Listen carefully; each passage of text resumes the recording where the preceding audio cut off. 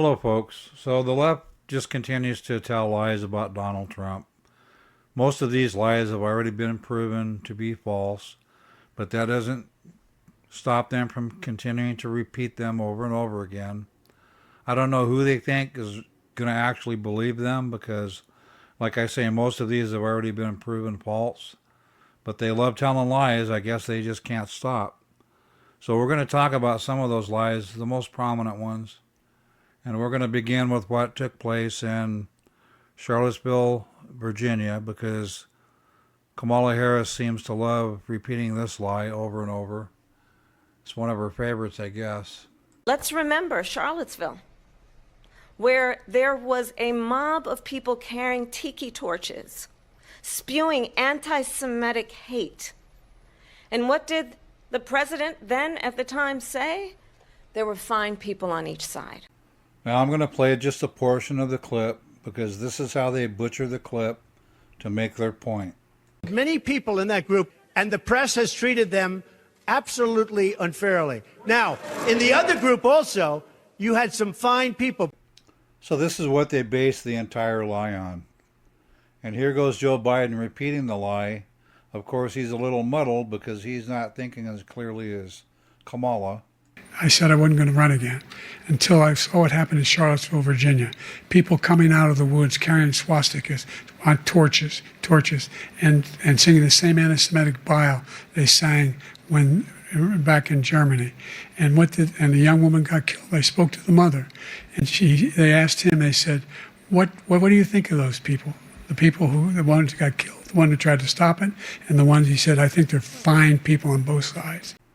You know, when I look at this kind of stuff, I'm not a hater, and I feel sorry for Joe Biden because towards the end there, before he stepped down, he was really having difficulty talking and even making a coherent conversation or speech or anything else. And I don't know why they allowed him to stay in that position for so long. So now I'm going to play Donald Trump's reply to that. Please listen to what he says and also look at Joe Biden's face while Trump is talking. Both of you know that story has been totally wiped out because when you see the sentence, it said 100% exoneration on this. So he just keeps it going. He says he ran because of Charlottesville. He didn't run because of Charlottesville. He ran because it was his last chance. He's not equipped to be president. When I look at Joe Biden, I just see confusion. It's like he's lost. Now I'm going to play the full clip where Trump addresses what took place in Charlottesville between the white nationalists and Antifa. This is his complete clip. Changing history, you're changing culture, and you had people, and I'm not talking about the neo-Nazis and the white nationalists, because they should be condemned totally. Many people in that group other than neo-Nazis and white nationalists, okay? And the press has treated them absolutely unfairly. Now, in the other group also, you had some fine people, but you also had troublemakers, and you see them come with the black outfits and with the helmets and with the baseball bats. After listening to the whole clip, there's no way that you can't believe that Trump already denounced the white nationalists. He already denounced Antifa. And he wasn't saying that they were good people. He was saying there were other people in the crowd that day that were in the crowd with them. They didn't necessarily support either side. And they were good people. They were fine people.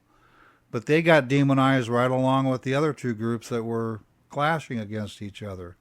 And the left knows the truth, but yet they continue to perpetuate this lie 7 years later. I mean, it's time for this to end.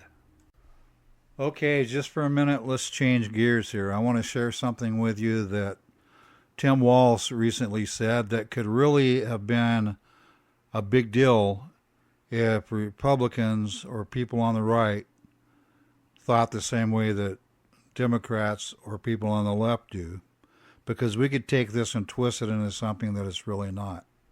Senator, thank you. Governor, you previously opposed an assault weapons ban, but it's only later in your political career did you change your position. Why? Yeah, I sat in that office with those Sandy Hook parents. I've become friends with school shooters. I've seen it. Okay, so I'm sure you heard that gaffe, and that's what it was, a gaffe. Now, if J.D. Vance or Donald Trump had said that, the left would have already run with it, and it would have become the next big story on CNN or MSNBC or one of the other media outlets owned by the Democrat Party. That's how they always approach situations like this. Doesn't matter if it's true or not to them. They just simply repeat it, and then their followers repeat it, the news media repeats it, and so on and so forth. Tim Walz simply misspoke. He probably meant to say that he'd become friends with some of the parents in that group or something like that. He didn't mean that he was friends with school shooters. But I'm telling you, if Trump or Vance had said something like that, it would have been a narrative on the left for weeks to come as they tried to use it to destroy their opponent's characters. The right won't do that. They might point out the gap and make fun of Tim Walz for making such a stupid statement, but they wouldn't pretend that he meant it or that it was true.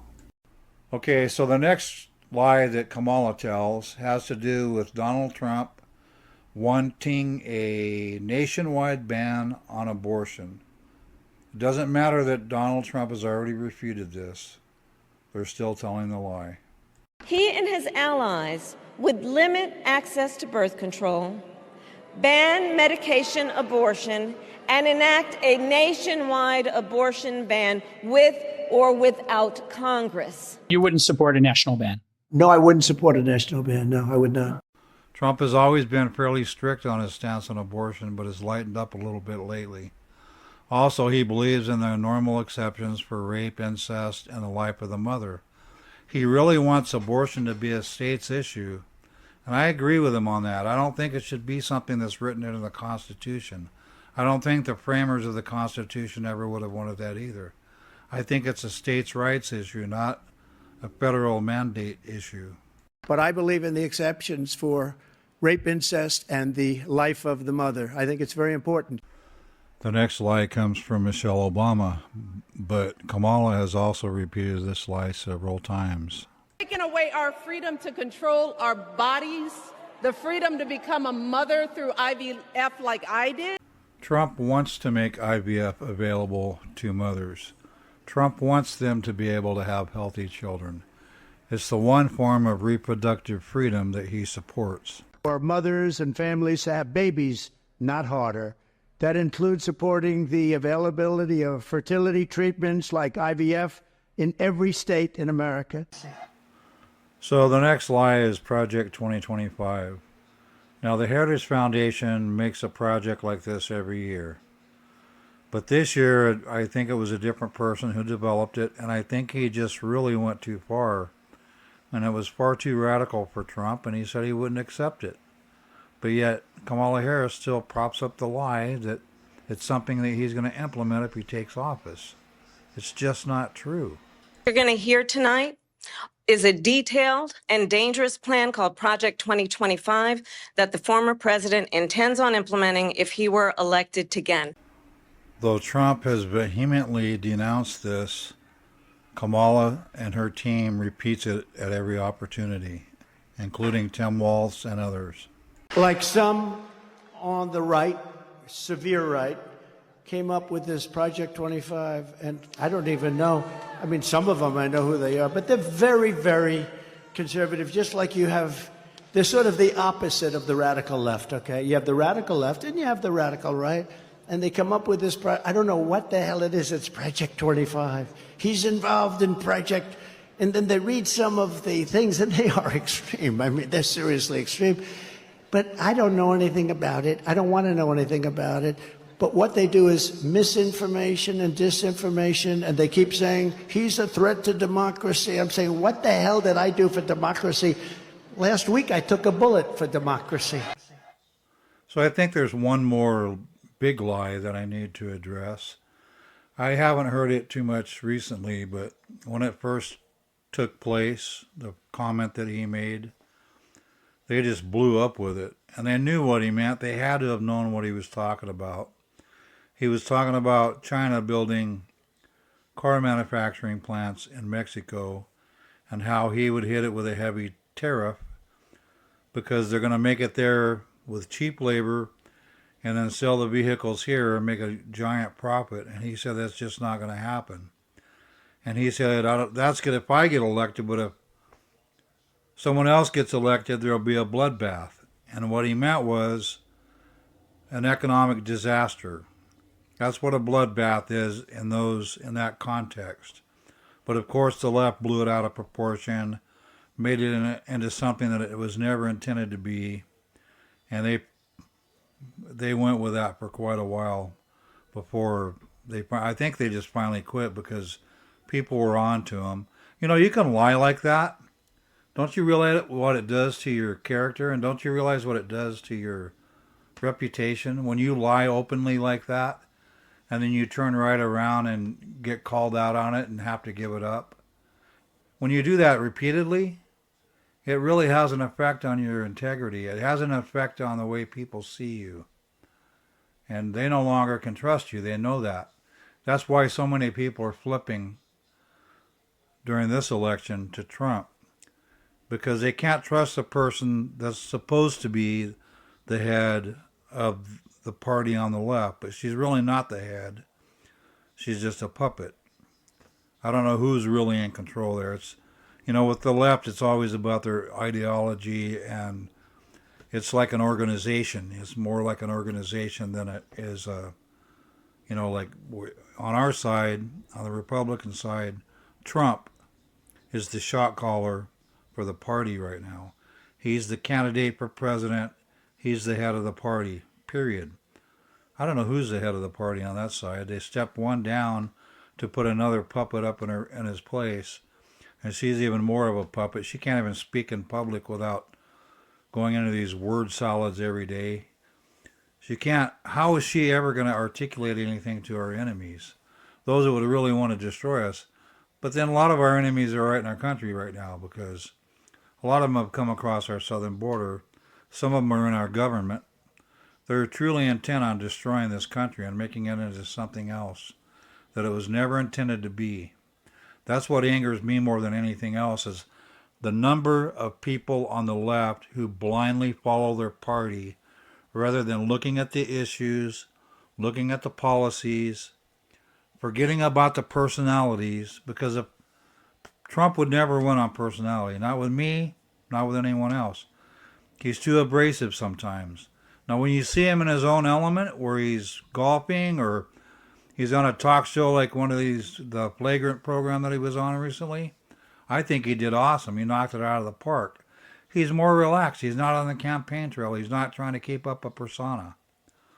So I'm going to play the clip for you where he made his comments, and you can judge for yourself. Those big monster car manufacturing plants that you're building in Mexico right now, and you think you're going to get that, you're going to not hire Americans, and you're going to sell the cars to us. Now, we're going to put a 100% tariff on every single car that comes across the line, and you're not going to be able to sell those cars. If I get elected, now, if I don't get elected, it's going to be a bloodbath for the whole, that's going to be the least of it. It's going to be a bloodbath for the country. That'll be the least of it.